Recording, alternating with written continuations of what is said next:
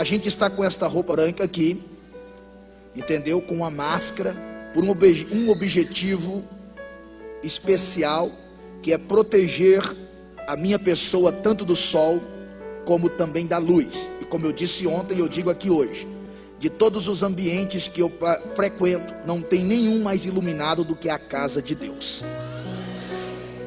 Alguém perguntou assim: te protege do calor? Falei: não, soma-me, gera mais calor.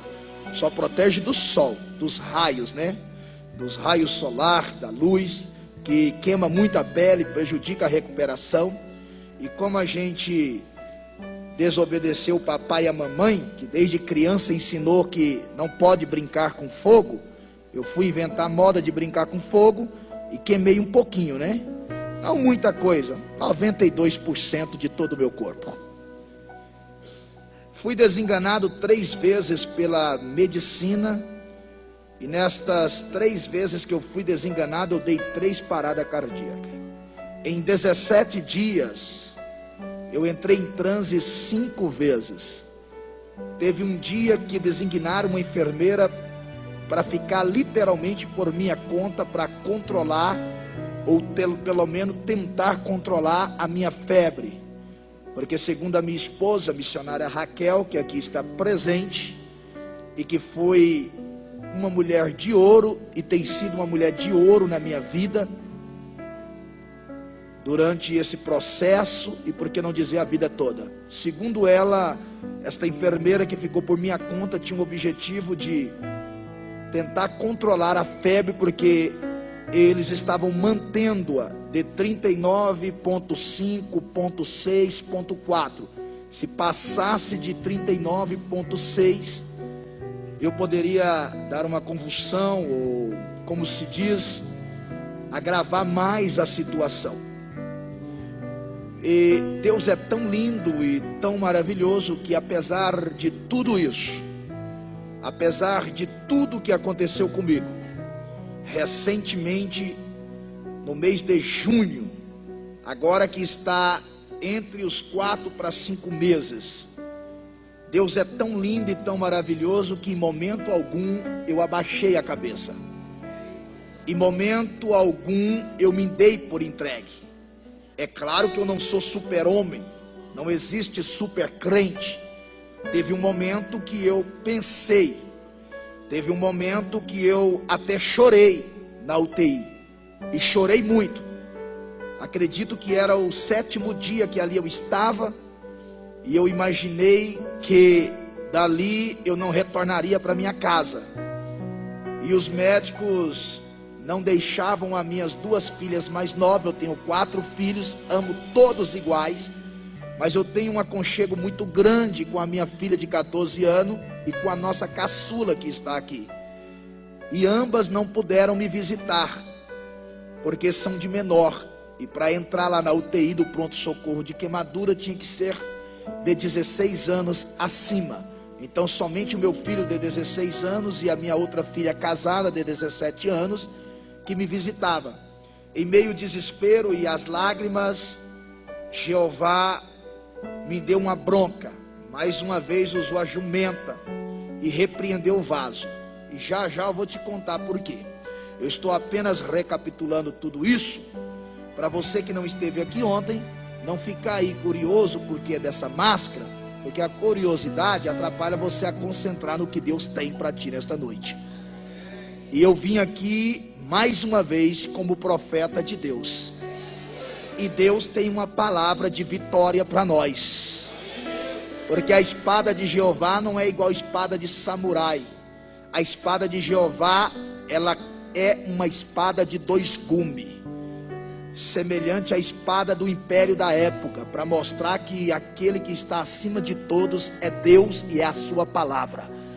Então Deus fala com a igreja, fala com o profeta, todo mundo ouve a voz e sai daqui edificado. Oh, aleluia! Quantos aqui vieram ouvir a voz de Deus? Vou contar uma parábola para vocês. Antes de eu começar o que Deus tem para nós nesta noite. De repente você já ouviu esta parábola, mas não custa nada ouvir de novo. Existia um rei no mundo antigo, que tinha um êxito muito grande no seu reinado. E isso graças a Deus e alguns conselheiros que estavam do seu lado. Entre estes conselheiros tinha um deles que era cristão. Era um homem temente a Deus, que amava a palavra de Deus acima de tudo. E entre todos os conselhos que ele dava para o rei, ele sempre citava o texto que nós fizemos menção: descansa o teu coração, ó rei, porque todas as coisas contribuem para o bem daqueles que amam a Deus. Mas num belo dia o rei sofreu um acidente doméstico e perdeu o dedo indicador da mão direita. Desesperado, reclamando e dizendo: como poderei governar? Como que eu vou sair diante do meu povo e levantar a mão para abençoar, se está faltando o dedo indicador da minha mão direita? Ah, que vergonha para um governante! Que situação triste! E em meio aos seus lamentos, o companheiro cristão encosta no rei, coloca a mão sobre as suas costas, sua costa, e diz: ó rei, não murmura não, descansa teu coração, todas as coisas contribuem para o bem daqueles que amam a Deus. O rei não deu aleluia, como alguns falou aqui agora. O rei ficou mais nervoso ainda. E em meio ao seu nervosismo, ele disse para o seu amigo: o senhor é meu amigo, eu te amo muito, mas eu estou cansado com esse negócio de ficar citando a Bíblia para mim. A Bíblia foi escrita por mãos de homens, e não poderia ser escrito por mão de cavalo. E nem tudo que está escrito na Bíblia é verdade. Como é que você pode dizer que uma tragédia desta contribui para o bem? Que bem há em um acidente? Que bem há em eu ter perdido o meu dedo indicador da mão direita? E para você aprender a lição, como eu te amo muito e sou teu amigo, eu vou lhe dar uma punição, e você vai aprender através desta punição. Olhou para os guardas e disse: soldados, lança o meu amigo, o conselheiro cristão, lá na prisão, põe ele no calabouço, deixa ele lá alguns dias, vivendo com os presos, comendo com os presos, sofrendo como um detento, e depois de alguns dias eu vou arrancá-lo de lá. E depois dele ter sofrido muito, eu vou perguntar a ele: e aí, que benefício há em passar uns dias no calabouço, na prisão?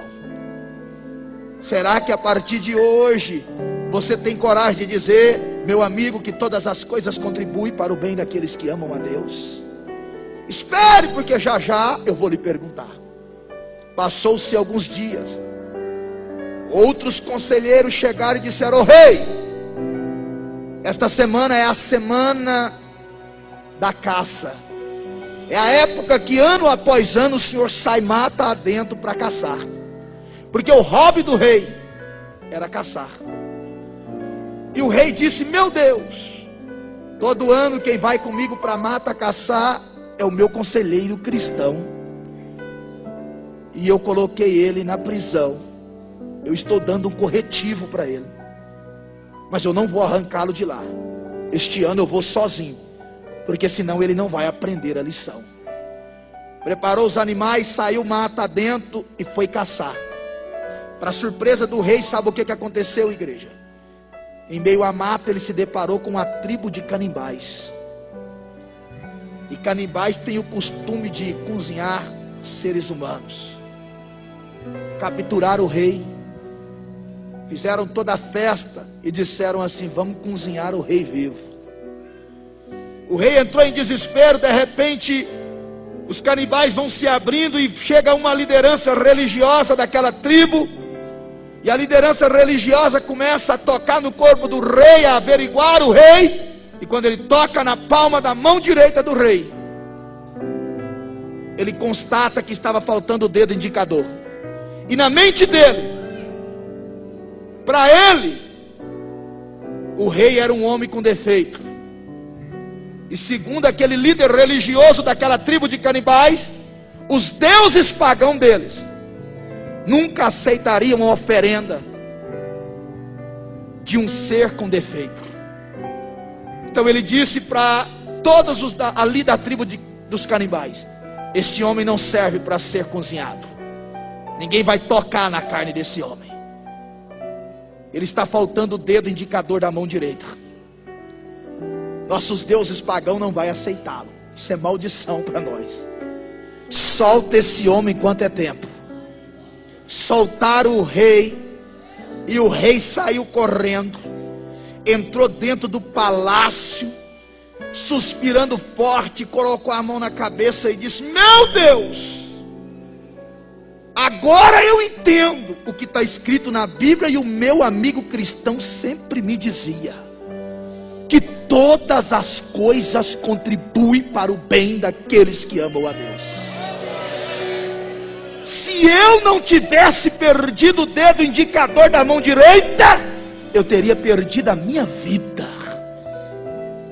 Deus sempre teve no controle do negócio. Diga para quem está perto de você: Deus não perdeu o controle da página do livro da tua vida. Deus está no controle da tua causa. Eu acho que nem todo mundo entendeu. Diga para ele, diga para ela, diga: Deus não perdeu o controle. Deus não perderá o controle. Agora olha aqui para mim. Deixa eu terminar a parábola, porque ela não para aqui. O rei deu uma ordem aos soldados: soltem agora o meu amigo cristão. Aquele homem não pode sofrer mais um dia sequer na prisão, e eu preciso pedir desculpa para ele. Seu amigo vem alegre, sorrindo, e os soldados olhando e dizendo: meu Deus, todo cristão parece bobo, né? Sofreu no calabouço e ainda sai sorrindo. Quando o cristão chega perto do rei, o rei pega na mão dele e diz: me perdoa, meu amigo. Quem sempre esteve certo foi Deus através da palavra, e você que acredita nela. Me desculpe, meu amigo, porque agora eu entendo. Agora eu entendo que todas as coisas contribuem para o bem daqueles que amam a Deus. O amigo disse para o rei: eu não tenho que perdoar ninguém, ó rei. Pode descansar teu coração. Todas as coisas contribuem para o bem daqueles que amam a Deus. O rei solta ele, segura nas duas mãos, olha dentro dos seus olhos e diz: meu amigo, mas o que eu não consigo entender até agora é como pode um homem que ama a Bíblia, que vive segundo a palavra de Deus, tão puro como você, Deus permitir acontecer isso que aconteceu contigo. Você não merecia ter ficado no calabouço alguns dias. Eu não consigo entender como é que Deus pode permitir um homem como você passar por um processo desse. Ele soltou as mãos do rei, levantou as duas mãos e disse: ó rei, olha aqui para mim. Quem é que vai com o senhor todo ano caçar na mata? O rei disse: é você. Quantos dedos eu tenho em cada palma da minha mão? Os 5 em cada palma. E se eu tivesse contigo esse ano lá na mata, você acha que aquela tribo de canibais ia deixar eu te acompanhar? O senhor tinha saído com vida e eu estava frito. Fica tranquilo, Deus não perdeu o controle de nada. Eu fiquei no calabouço para Deus poupar a minha vida. Tem hora que a gente não entende o porquê do sofrimento. Tem hora que a gente não compreende o porquê da dor. E Tiago escreve dizendo assim: tenhai-vos como gozo. Sabe o que significa gozo? Tenhai-vos como privilégio, como alegria, o sofrer por amor ao Evangelho. Porque isso produz paciência, experiência, e te leva ao estado de varão perfeito.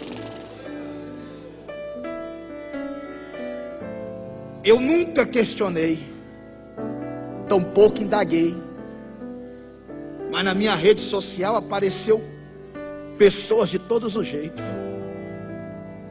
e entravam na rede, escreviam e até debatiam entre si. Como pode Deus permitir um menino igual o Wendel sofrer um acidente doméstico?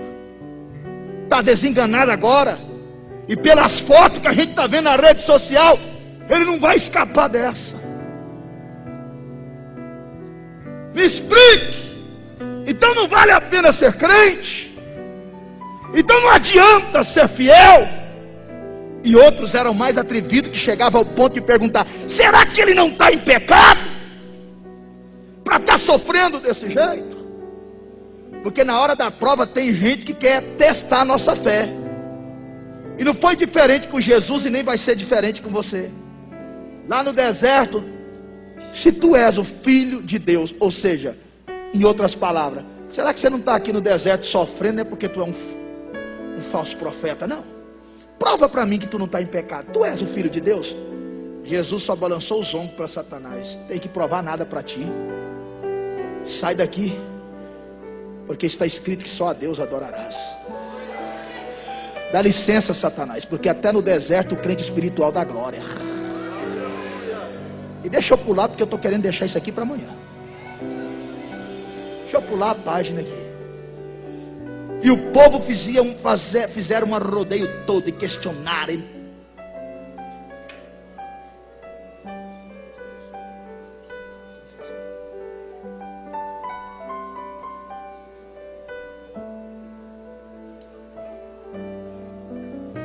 E o povo perguntava: o que aconteceu? Como é que pode?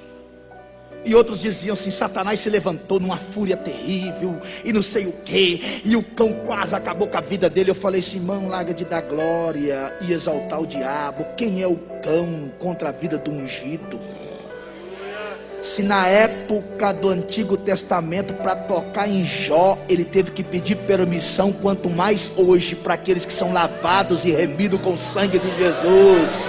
Satanás não vai dar um passo contra a tua vida. Há limite para a tua casa. Teu lar está marcado com o sangue do Cordeiro. O cão precisa entender que na vida do ungido todas as coisas contribuem para o bem daqueles que amam a Deus. O que a gente precisa entender é o propósito de Deus, do porquê nos levar para o deserto, ou nos permitir sermos provados. E à luz da Bíblia, só há um objetivo para Deus provar um servo. Sabe qual é? O objetivo de Deus lhe provar é porque Ele está disposto a lhe aprovar. Lembra de Abraão? Diz a Bíblia: e Deus provou Abraão, pedindo-lhe o teu único filho, o filho da promessa. Não foi Satanás que tocou em Isaac. Não foi a enfermidade que invadiu o lar de Abraão. Foi Deus quem provou o patriarca. E pensa numa prova de fogo. Deus lhe pedir o único filho da promessa. Sabe o que Abraão fez? Não hesitou. Ele descobriu o propósito do negócio. Eu imagino Abraão pensando dentro de si: Deus está nesse negócio. Deus vai bradar, e eu não estou entendendo nada, mas no final vai dar tudo certo. Prepara o jumento, prepara a lenha, o fogo e o cutelo, e vamos subir hoje, Isaac. E depois que a gente subir, a gente vai adorar. Porque quando você descobre o propósito, irmão, a prova pode ser de fogo, que tu não deixa de adorar. Abraão não questionou, não murmurou. Ele disse: a gente vai subir e vai adorar. Oh, aleluia. Sabe por que tem muita gente que vem na igreja, mas não sobe? O culto dele fica no pé do monte. É porque já vem indagando, questionando. Por quê? Mas para quê? Como é? Não pode. Está igual o profeta. Meu Deus, como é que o senhor vai fazer isso? Como é que o senhor levanta uma terra da Babilônia, um povo ímpio, para corrigir um povo santo? Não está certo, não está certo. Aí depois que Deus bradou e mostrou para ele que estava no controle, que ele era Deus, que no final ia dar tudo certo, ele escreve a frase mais linda do Antigo Testamento: ainda que a figueira dê fruto, ou deixar de dar fruto, eu vou adorar o Deus da minha salvação. Se no curral tiver gado ou deixar de ter gado, eu vou continuar dando glória. Sabe o que Abacuque está dizendo depois que ele descobriu o propósito? Se a porta abrir ou fechar, ele é Deus e eu continuo dando glória. Se ele fazer ou deixar de fazer, ele é Deus e eu continuo dizendo aleluia. Agora tem uma turma por aí, tão inocente, que acha que sofrer com Cristo é derrota, é vergonha, é decepcionante. Tiago escreve: tenhai-vos como gozo sofrer com Cristo. E essa turma que é ignorante, pega um microfone desse, levanta uma Bíblia e ainda diz assim: se for para sofrer e Deus não fazer, eu rasgo a minha Bíblia. Quem está falando aqui é profeta. Se não acontecer, eu largo de ser crente. Bobo, vai morrer, vai para o inferno. Deus fazendo ou não fazendo, eu estou com Abacuque. Vou dar glória, vou dar aleluia, vou levantar a mão, vou falar em línguas estranhas. Lembra dos 3 amigos de Daniel? Nome de guerra que Nabucodonosor deu, inclusive é nome de demônios: Sadraque, Mesaque e Abednego. Fica sabendo que a prova que vocês vão passar aqui hoje é prova de fogo. Pergunta quem está perto de você: conhece prova de fogo ou já foi provado pelo fogo? Porque quando a chapa esquenta, o povo já começa a falar: ora por mim que eu estou numa prova de fogo, irmão. Pensa numa prova terrível. Nabucodonosor disse: se vocês não negarem a fé, a prova é de fogo e eu vou aquecer o forno 7 vezes mais. Sabe o que os meninos fizeram? E depois disse que jovem é fraco. Sabe o que os meninos fizeram? O rei fica sabendo de 2 coisas. Primeiro, se Deus quiser nos livrar, Ele vai nos livrar. Segundo, se Ele não quiser nos livrar, escute isso, rei, Ele continua sendo Deus e ninguém aqui vai desviar. A gente vai continuar sendo judeu, vai continuar dando glória, vai continuar dando aleluia, vai continuar dizimando, vai continuar vindo na escola dominical, vai continuar vestindo a camisa do ministério, vai continuar sendo crente. Ninguém aqui vai desviar, Satanás. Agora tem gente que desvia por qualquer coisa, abre mão por qualquer coisa, desiste por qualquer coisa. Suporta um pouco mais, vaso. Resista um pouco mais, mulher de Deus. Tua vitória está mais perto do que tu pode imaginar.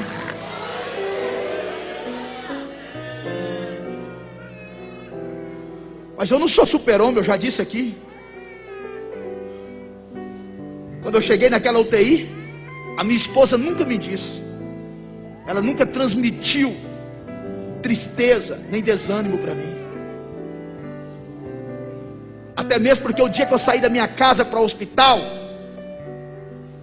eu sentei no banco da frente do meu próprio carro, porque a gente abriu o portão, a SAMU estava demorando, o corpo de bombeiro demorando, e a gente pediu ajuda na rua. O camarada pegou o meu próprio carro para me levar no hospital mais perto, e eu sentei no banco do meu carro, abri um pouquinho o vidro para ventilar, minha esposa e as minhas 2 filhas caçula atrás, orando e clamando o sangue de Jesus, e o tempo todo eu dizendo: vai dar tudo certo,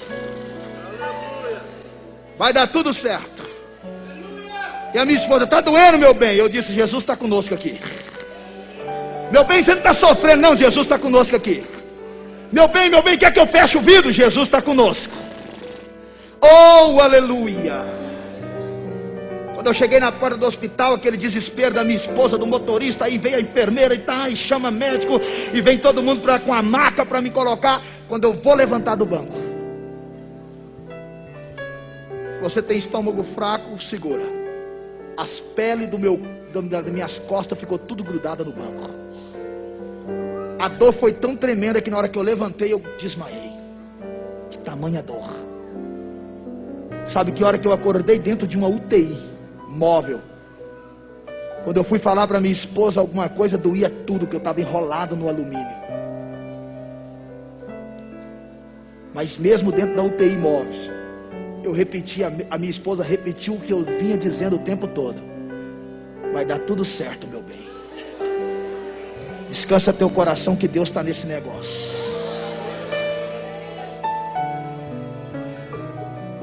Ali na UTI eu comecei a pensar e dizer: Deus, porque eu não sou super-homem, não me leva sem eu ver as minhas duas filhas caçula, não. Deixa eu pelo menos tocar na mão das minhas filhas.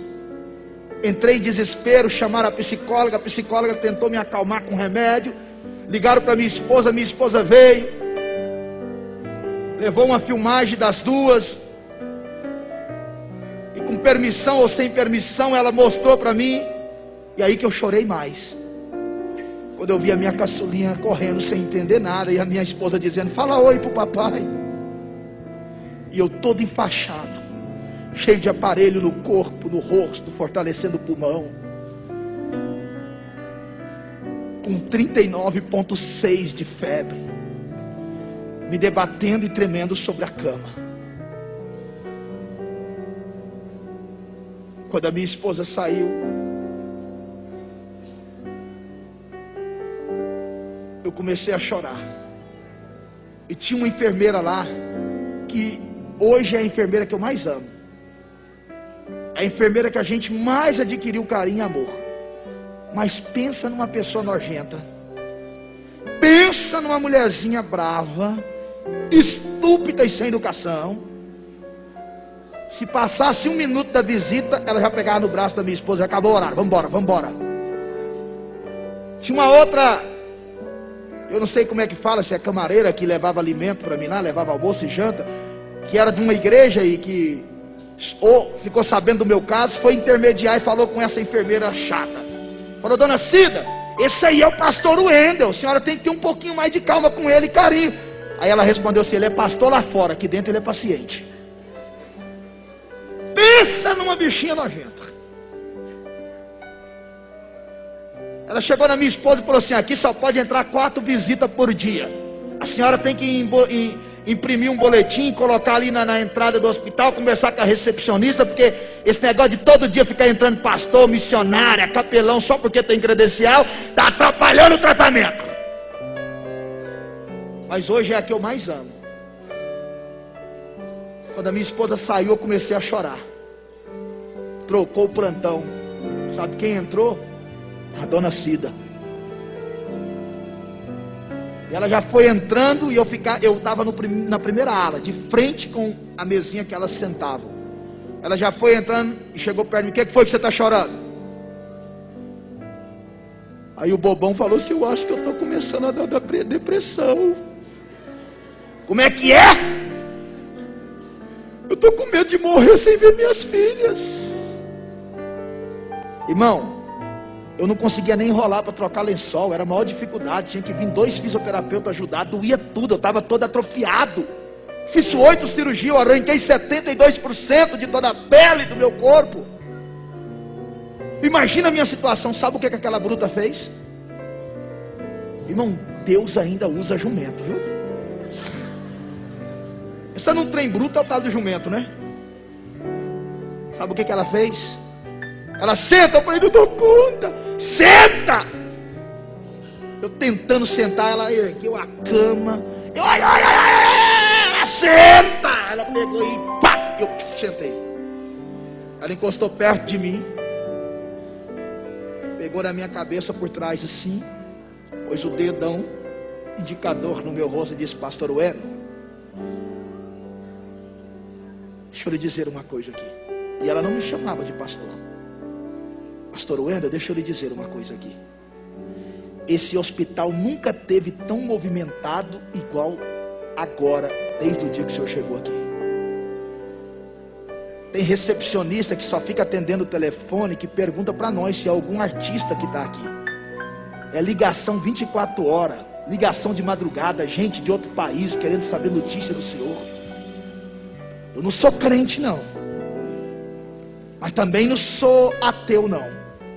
E quando a chapa esquenta lá na minha casa, a primeira coisa que eu faço é ligar para alguns crentes pedindo oração, porque eu sei que lá funciona.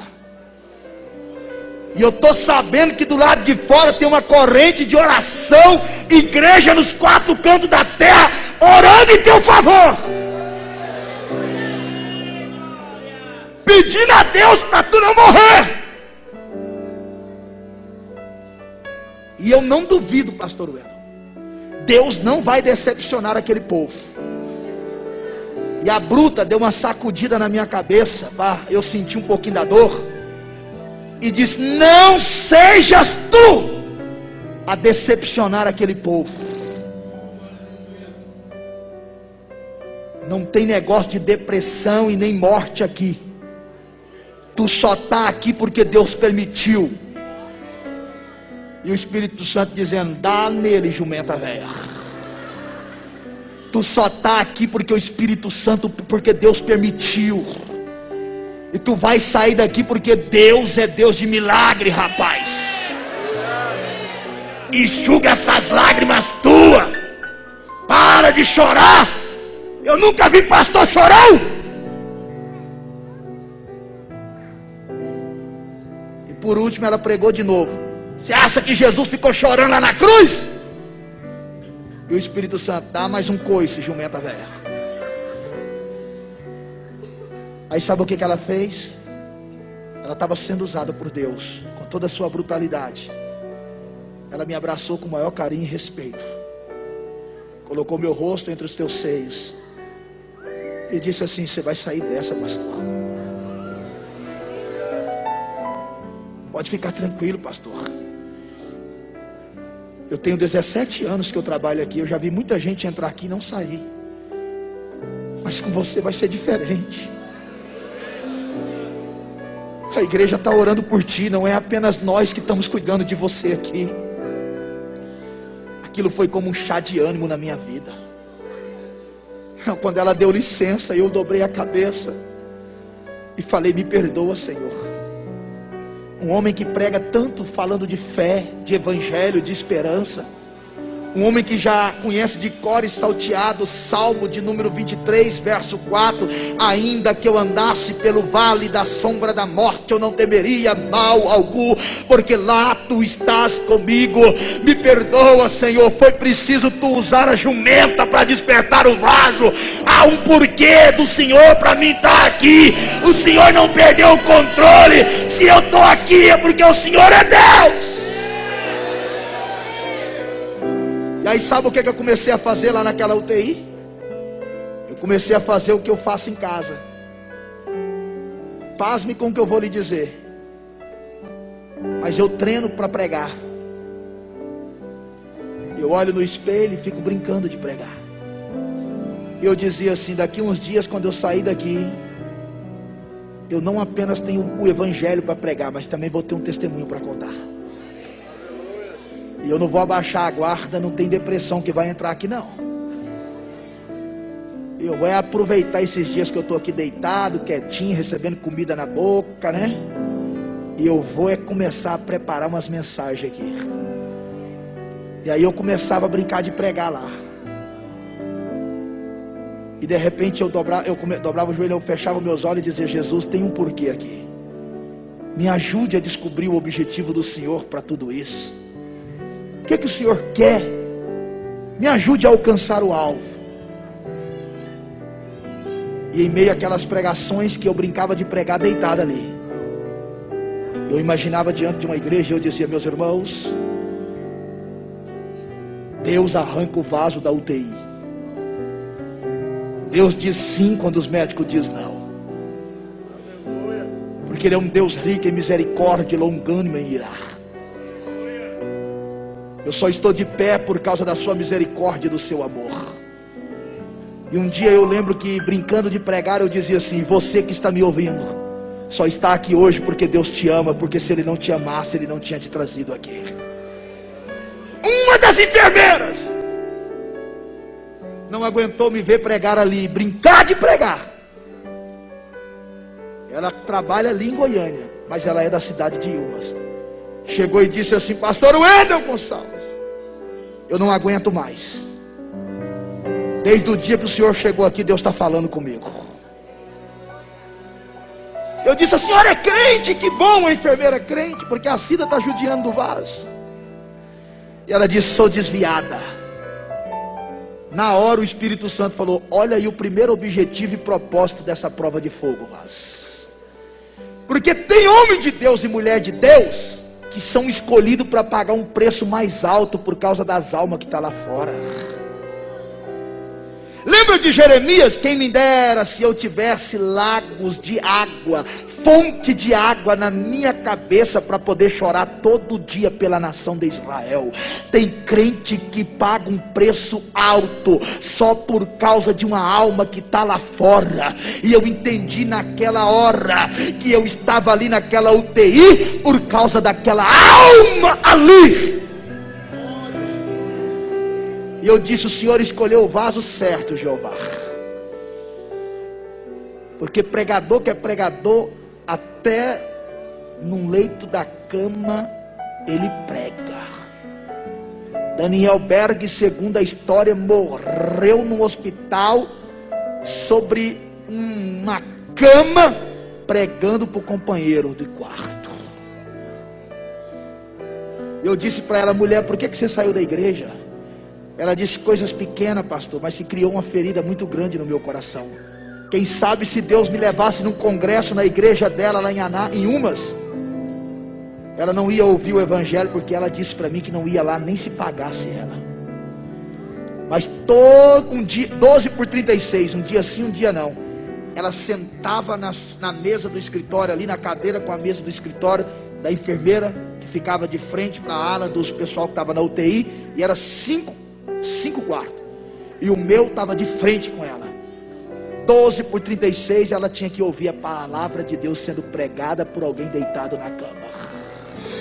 Jesus te ama, mulher, aceita Ele hoje, volta enquanto é tempo. Ela levantou e disse: não aguento mais, pastor.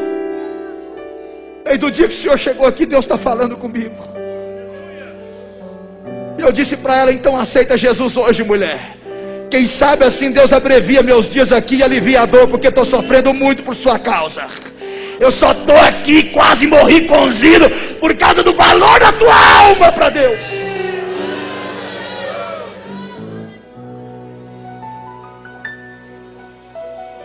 Me lembro como se fosse hoje. Ela disse: domingo que vem eu vou na igreja e vou voltar para Jesus, pastor. E eu disse: não, para que deixar para amanhã o que Deus quer fazer hoje? Eu disse: o que que te impede de aceitar Jesus agora? Estou doidinho para sair daqui. É só tu se entregar para Jesus que Ele me arranca daqui. Só estou aqui por tua causa, viu, mulher? Ela disse: eu quero Jesus. Não aguento mais, pastor.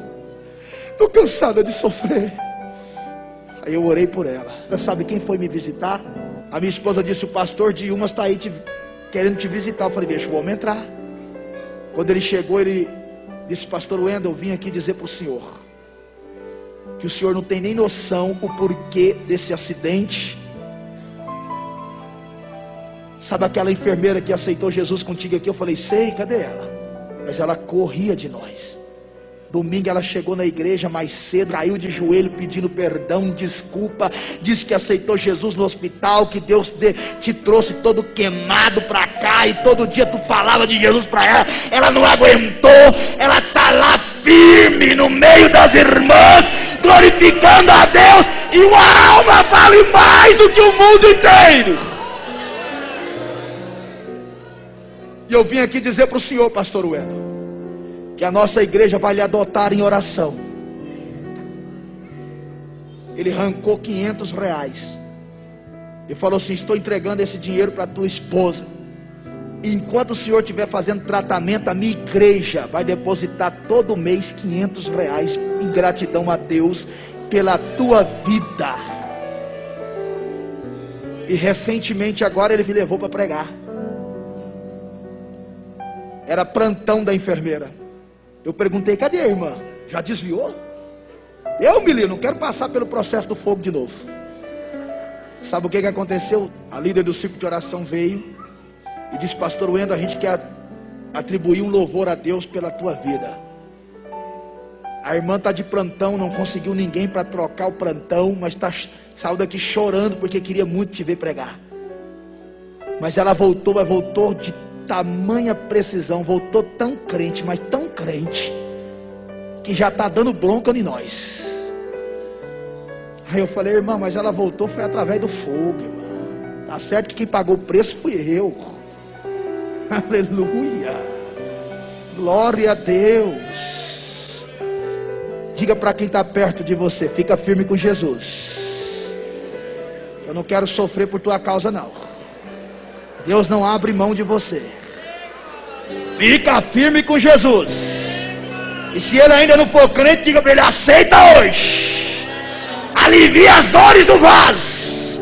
Poupa um pouquinho o sofrimento. Aceita Jesus hoje. Como se fosse pouco. Um dia que a minha mãe foi me visitar, nós éramos 3 ali na UTI. Pastor Wendel tinha 92% do seu corpo queimado.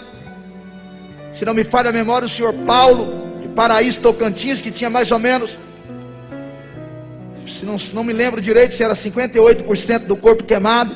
E um jovem por nome Crisóstomo do Maranhão, que tinha mais ou menos 45% do seu corpo queimado, mas a situação dele era crítica, porque ele queimou com a descarga de energia. O braço esquerdo dele atrofiou automaticamente. E esse jovem Crisóstomo, ao acordar no outro dia cedo, ele chamava o Paulo e chamava eu: e aí, pastor, e aí, Paulo, conseguiram dormir? O Paulo dizia todo dia, mais ou menos. E o senhor, pastor Wendel? Eu falei: rapaz, só acordei com o seu barulho. Dormi a noite toda. Estou igual Pedro na mensagem de ontem aqui, ronquei, meu filho. Ele dizia: não aguento mais, eu não consigo dormir. Quem já ficou internado ou já passou numa UTI sabe como é que dá trabalho de dormir dentro de um hospital. Irmão, e eu dormia toda noite tranquila. O Crisóstomo disse assim: pastor, ora por mim, porque eu não aguento não. Eu já pedi remédio, parece que eles estão me dando farinha com água. Não faz efeito, eu não consigo dormir. Aí um dia que a minha mãe foi me visitar, minha mãe pediu à enfermeira permissão para orar com os dois. Quando a minha mãe foi orar com o Crisóstomo, ele disse assim: dona Silva Helena, eu queria tanto ter pelo menos uma noite aqui, para me dormir uma noite só, igual o teu filho dorme. Além de eu estar sofrendo, eu não consigo dormir. Mas ele tem a senhora, né? A mãe dele, a esposa dele, que ora por ele. Naquela hora eu fiquei até com dó, porque a família dele é do Maranhão e ele estava sozinho lá. Ele queimou no serviço, ele trabalha numa empresa em Goiânia e o patrão ia lá 1, 2 vezes na semana vê-lo. Quando ele falou assim, a minha mãe disse para ele: sabe por que o meu filho dorme tranquilo? Meu filho pode até estar preso aqui no hospital, igual Pedro estava preso na prisão. Meu filho pode até ter sido desenganado pelos médicos, igual liberaram a sentença para Pedro, dizendo que ele ia perder a cabeça. Só que do mesmo jeitinho que aconteceu com Pedro, está acontecendo com meu filho. Do lado de fora desse hospital tem uma multidão de crente orando por ele. E enquanto a igreja está orando, ele está sossegado, está dormindo tranquilo. Por que você não aceita Jesus também? Por que você não entrega a tua vida para o Deus do meu filho? Aceita Jesus, aceita o Deus do meu filho como teu Salvador. Que eu sou a primeira a sair daqui hoje orando por você. E quero lhe dizer, jovem Crisóstomo, que a partir de hoje, se tu entregar a tua vida para Jesus, não vai ter nada que vai arrancar o teu sossego ou atrapalhar a tua noite de sono, porque Deus vai lhe abençoar. Com o bracinho atrofiado esquerdo, ele levantou a mãozinha direita e disse: eu quero o Deus do pastor Wendel. Eu quero aceitar a Jesus. Oh, aleluia! E se Jesus me deixasse ali mais de 17 dias, até médico ia se converter lá. E falar de Jesus eu falei para eles. Mas eu descobri o propósito. Porque todas as coisas contribuem para o bem daqueles que amam a Deus. Deus é tão lindo e tão maravilhoso, tão bondoso, que uma diaconisa da Assembleia de Deus, lá da cidade de Rio Verde, quando ficou sabendo da minha situação, ela propôs no coração orar pela minha vida. E todo dia de madrugada ela clamava: Deus, poupe a vida do pastor Wendel. Só que o dia que ela descobriu pela rede social que eu estava na UTI, ela teve 2 notícias tristes: a minha e uma a respeito da vida dela, porque foi constatado no seio esquerdo um nódulo. E o médico disse para ela: daqui uns 15 dias você volta. E ela chorou muito. Mas sabe o que ela fez? Ela falou: Deus, primeiro eu vou orar pelo pastor Wendel, para o Senhor tirar ele de lá. Depois eu vou orar por mim. Passou-se mais ou menos uns 20 dias. Ela viu na rede social que eu tinha conseguido alta, que eu estava em casa. Ela foi lá na minha casa. Quando ela chegou lá na minha casa, tinha um cantor, o Ageu Luiz, um casal de pastores, e toda a minha família lá em casa me visitando. Ela conversou com a minha esposa pela rede social, disse que ia lá nos visitar. Quando ela entrou lá no quarto, ela contou a história do nódulo no seio esquerdo, e contou a história que orou por mim, que jejuou por mim, e que estava feliz de ver eu de pé. Eu falei para ela assim: pois senta aqui na cadeira e chega perto da cama, que eu quero orar pela senhora e repreender esse nódulo. E ela disse: que nódulo? Eu falei: o que você contou. Quanto eu orava pelo Senhor, Deus estava restaurando a tua saúde e arrancando o nódulo do meu seio. E Deus usou aquela irmã e disse para mim chegar aqui hoje e falar para o Senhor que a partir desse acidente teu, foste provado no fogo e aprovado pelo fogo. Deus usaria teu ministério para curar muitos enfermos. Pessoas seriam curadas através do teu ministério em Cristo Jesus, pelo poder da palavra, que você nem ficaria sabendo. O médico olhou, parou, balançou a cabeça e disse: eu não estou entendendo. E ela disse: como assim, doutor? Ele disse: o nódulo desapareceu. Ramanduri canchuriando comanagar. Anduimi canto camaturi candaia bantu. Levanta a tua mão, levanta a tua mão. Aleluia. Está preparado para despedir desta enfermidade hoje? Está preparado para dizer adeus a esta dor hoje? Então, se for possível, coloca a tua mão na enfermidade. Se não for, coloca no rumo do coração e diga: nunca mais enfermidade. Adeus doença. Receba a tua cura em nome de Jesus. Receba o alívio em nome de Jesus. Seja curada em nome de Jesus. Olha aqui para mim. Sabe por que eu sofri o acidente? Porque a minha menininha, a caçulinha que está aqui, tinha 1 ano e 1 mês mais ou menos. Estava com pneumonia. E uns 20 dias antes do acidente, ela foi consultar, e a pediatra pediu para a gente levar ela no especialista. E o médico disse que a minha filhinha tinha uma luxação no quadril, que ela ia ter que engessar as 2 pernas, fazer uma pequena cirurgiazinha, mas não deixa de ser cirurgia, colocar uma tala nas 2 pernas, e ali ia ficar mais ou menos de 6 meses a 8 meses sem andar, com as 2 perninhas engessadas. Agora olha aqui para mim. Ela tinha começado a andar aqueles dias. Era a alegria dela correr dentro da casa. E o médico disse: sua filha vai engessar as 2 pernas e vai ficar de 6 a 8 meses sem andar. E ela ainda estava com pneumonia. E eu falei: meu bem, eu vou tirar esse lodo aqui de trás do corredor, vou colocar fogo, para pelo menos quando chegar a época da cirurgia, ela não ter pneumonia. Só que o meu acidente aconteceu e a gente esqueceu da minha menina. A gente foi lembrar nos dias que eu recebi alta. A minha esposa voltou no hospital. O médico danou com a minha esposa.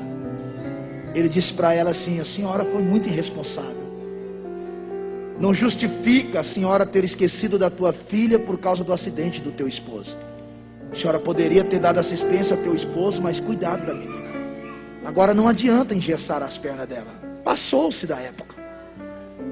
Sua filha corre um grande risco corre um grande risco de andar o resto da vida puxando da perna. Agora imagine o médico dizer isso para você.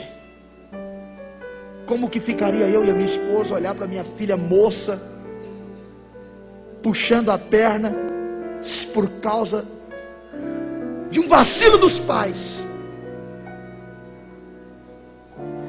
A minha esposa começou a chorar e disse assim: doutor, nós somos crentes, já aconteceu tantos milagres através desse acidente do meu esposo.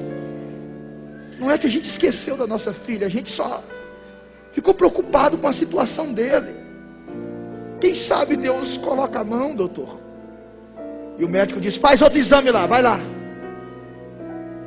Quando a minha esposa chegou, o médico começou a abrir o exame e disse assim: ó, da outra vez que você esteve aqui, o normal do quadril de uma criança, eu não me lembro direito a quantidade de grau, mas eu sei que o da minha filha estava 5 graus a menos. O quadril dela estava 5 graus a menos do normal. E o médico falou assim: mas já tem muito tempo, ela já está grandinha, só engessar não resolve mais. E cirurgia não é 100%. Quando ele terminou de rasgar o exame, ele pegou o primeiro exame, comparou os dois, pegou uma reguinha e começou a medir, balançar a cabeça e dizer para minha esposa e para minha mãe que estava junto: não pode ser, isso aqui não está certo. A minha esposa preocupou mais ainda e falou assim: mas como assim não está certo? Isso é bom ou ruim? E ele: não, esse negócio não está certo, esse negócio aqui não está certo. A minha esposa: doutor, mas isso é bom ou é ruim? Ele falou assim: mãe, não me pergunte como, que eu não sei explicar, mas o quadril da sua filha chegou 5 graus. Está no lugar certo. E o milagre está aí vivo, andando, chorando, dando trabalho para todo lado, sem ter que engessar, porque o Deus que nós servimos é Deus de milagre.